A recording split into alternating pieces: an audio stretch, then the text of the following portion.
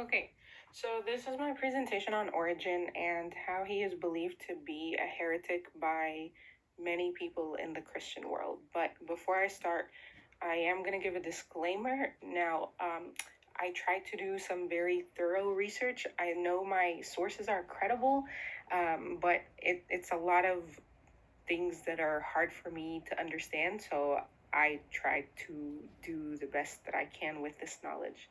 Okay, so let's begin. So it was important for me to know a little bit about him, in addition to what I learned from lecture. So really quickly, it was said that he was born around 185 AD to a wealthy and very religious family. Now he is from Greek descent. However, he was born in Alexandria. He was very educated in both Greek and Christian philosophy, and his father was actually martyred. And I remember in lecture that Origen actually encouraged his father's martyrdom, and the only reason he himself didn't go out and participate, in dying for the sake of God, was because his mother hid his clothes. That's what I found on multiple resources. Anyway, and he couldn't leave because he didn't have anywhere to go, anything to wear. So that was really interesting to me. And then, so he was the youngest of 7 siblings, I believe. And so to support his family after his father's passing, he had to get like jobs, and he started tutoring, and eventually, that got his name around. And so at age 18, he was appointed as dean of the School of Alexandria.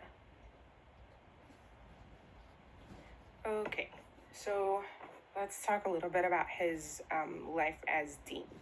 So the education he received, I believe, definitely paved his future as an educator and prepared him for what at the time was Christianity's biggest challenge, which was the theory or the thought of Gnosticism.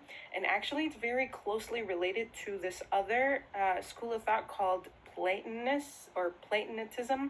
But I'll touch on that later. He was a very curious young mind, and he was incredibly passionate for the Christian faith. His teachings and defense against contemporary heresies gained him wide recognition. And St. Ambrose, he was very wealthy, and he actually sponsored much of his writing. He told him to write as much as possible from what he was teaching. And this bit I do remember from lecture was about how knowledgeable this guy was, Origen. He was so knowledgeable, and he was able to recite references from scripture and many, many, many other places, just so easily, so that's where a lot of his writing was funded from. Okay, next. So where did it all go wrong? So it wasn't until 3 centuries after his death that a lot of people and leading figures in the church started to oppose his views and many of the things that he used to preach or teach. So the first opposition was on the creation. So Gnostics and Platonists. Again, so Neoplatonists is what most of the sources call it, but that term wasn't coined until the 17th century.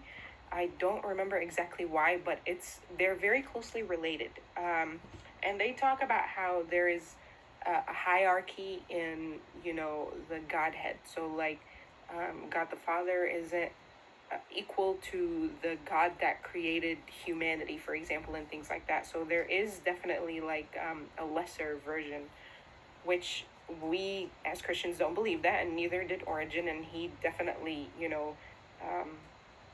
gave a rebuttal to that argument. So what he said was that there is definitely a oneness in the Trinity, or the 3 persons of God are equal.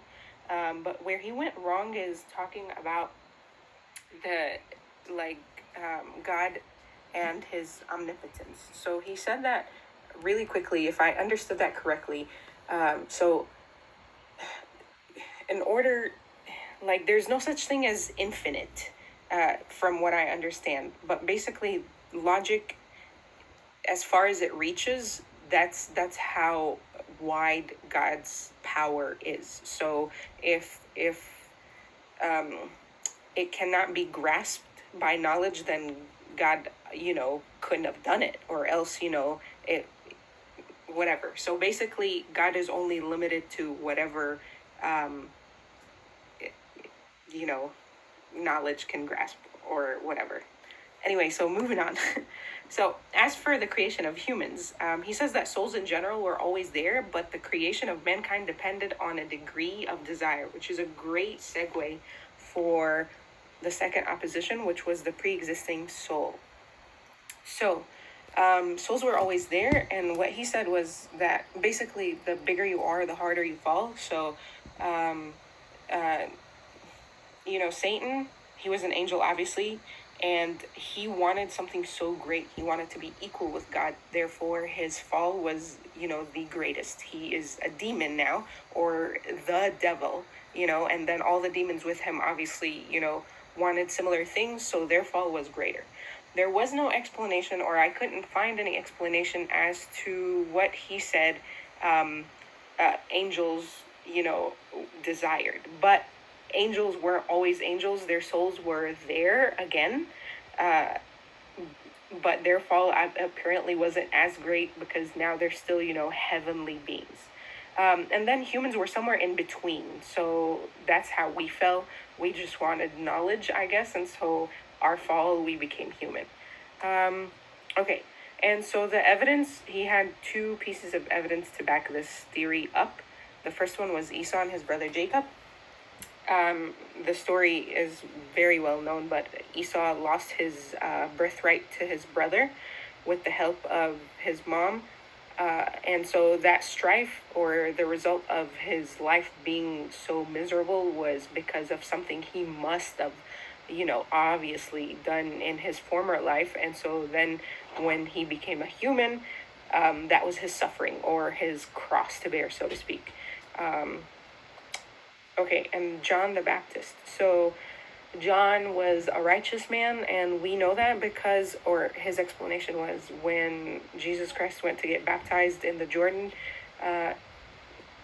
John didn't not know who he was. He knew who he was, and his response was pretty evident, so we have proof to show that he knew that this was Christ before he ever met him. And Origen's thought behind that was when St. Mary went to serve Elizabeth, what happened was that John the Baptist, leapt in her belly or her womb or whatever. And so that was the acknowledgement, or before this human was born, he knew Christ. And, obviously he worshipped him, or like it's symbolic of worshiping or whatever. So that's why he was a good human, which doesn't really explain why he was a human in that case, because if he was that righteous or whatever, I don't know.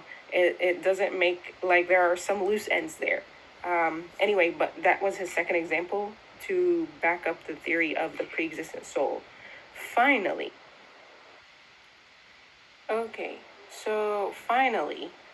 during the Second Council of Constantinople, it was held for two reasons, one of which was to